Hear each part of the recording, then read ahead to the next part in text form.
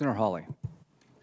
Thank you, Mr. Chairman. I just want to start by noting my surprise to hear from my Democrat colleagues that the Mueller report is now of no consequence.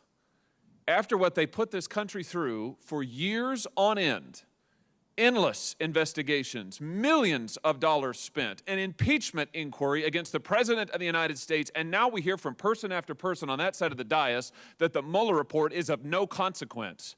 No consequence? I kind of happen to think that the successful weaponization of the FBI by a presidential campaign, by the Hillary Clinton presidential campaign, for the first time in American history, getting the FBI to submit to a federal court false information, to get a wiretap during a presidential campaign. I kind of think that that is a relevant piece of information that maybe ought to be within the jurisdiction and the cognition of this committee.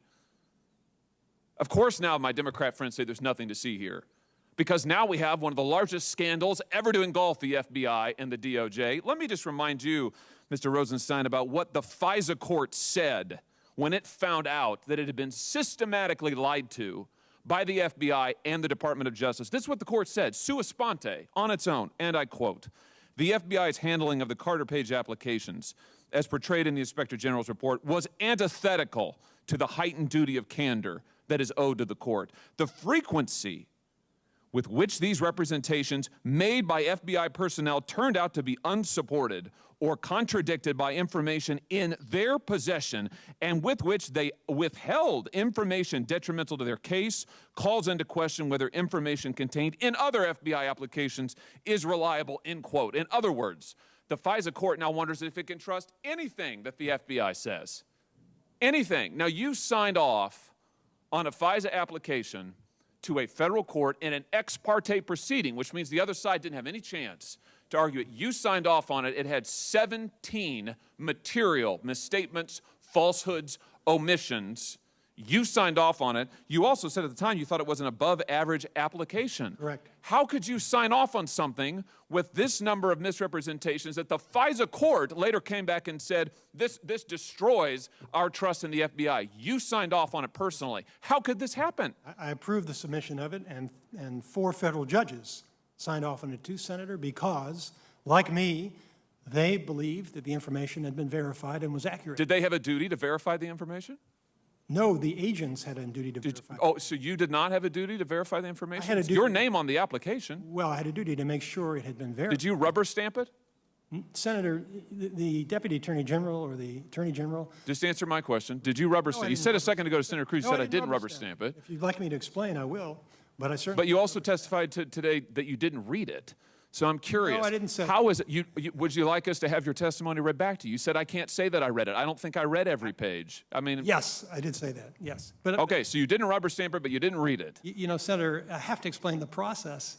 Oh, I think we're familiar with the process. No, the OIG gave us the process. By the time it got to you, you had 17 critical errors, falsehoods, omissions, leading a federal court to say they have never seen anything like this and they can't trust anything else the FBI says, and you signed off on it. Let me ask you this. Who are we to hold responsible? Yes. You're saying it's not you. No, I'm saying, Senator, that I am accountable for it. But the question is, why did it happen? Now, I'm no longer in the department, but there are people who are there who I expect will figure out why it happened and will fix the problem.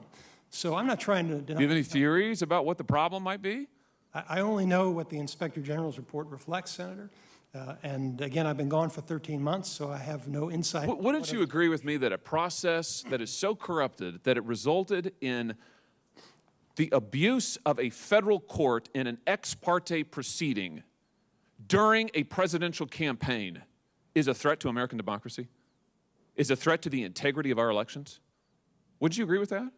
It's certainly a threat to the integrity of the judicial system and the FISA process, but I need to explain to you, Senator, that you know, when you're running an organization with 115,000 people, you're not going to be able to personally verify the information. No, I know. So and that's why you can't be held responsible. No, I Everybody am at the FBI says responsible. they can't I be held am responsible. And so at the end of the day, it's nobody's fault. The FISA court has been misled. The FISA court is saying we can't trust anything the FBI says, but nobody's to blame for it. So let me just ask you, who should we hold responsible? What do you want this committee to do? The other side wants us to do nothing. They don't want to talk about it. They're happy for these abuses to go on, apparently. What do you suggest that we do? I think, Senator, there are issues of accountability and blame. I'm accountable. I'm here being chastised by you, and that's part of my accountability. But the question is blame. What went wrong? And we need to figure out what went wrong. And I think when you say I signed off on it, it suggests that my responsibility was to actually do the investigation and verify the information. That's just not the responsibility of the deputy. The responsibility is to make sure we've got an accurate process in place that guarantees the integrity of the applications. And But that turned out- process wasn't in place. It turned out that it wasn't. Exactly. And so if I'm at fault because I had a reason to know that or should have known that, I should be blamed for that.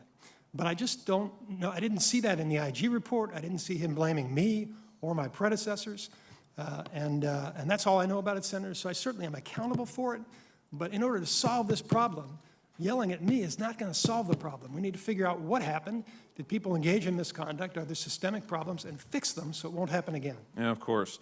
Well, thank you, Mr. Rosenstein, for your service, and we'll certainly, I'm sure this committee will take every pain not to hold you accountable or responsible. Apparently, we can't hold anybody accountable or responsible, Mr. Chairman. So I don't know what this committee is left to do, but I do know this. What has happened is unacceptable. And we've heard the FBI director sit in the seat that you're in, Mr. Rosenstein, and say he's not accountable.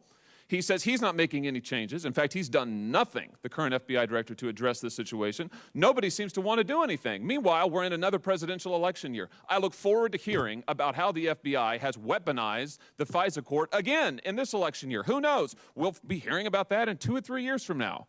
This circumstance is simply not acceptable, Mr. Chairman, and that's why I'm glad we're doing this, but we've got to hold somebody accountable for it. Senator, as I said, I agree with you that, I'm sorry, Mr. Chairman, if I could just finish the answer that, again, there are questions of accountability and questions of blame, and it is the responsibility of Director Wray to solve these problems. And I don't know, I'm not familiar with the hearing that you may reference to, but I certainly hope that he will solve these problems. So here's what's happening. We have recommendations from Horowitz how to make sure this doesn't happen again. We've got Mr. Durham looking at criminality. And it's up to this committee to come up with a process, hopefully bipartisan, where we can make sure this doesn't happen again. And we're on it. I think it's important. And I think it's important Senator Coons be called on right now. Mr. Chairman, if I could just follow up, though, because I'm accountable. I feel accountable for anything that went wrong in the department on my watch. But I think the issue is how do we fix the problem? I understand what you're saying. Senator Coons.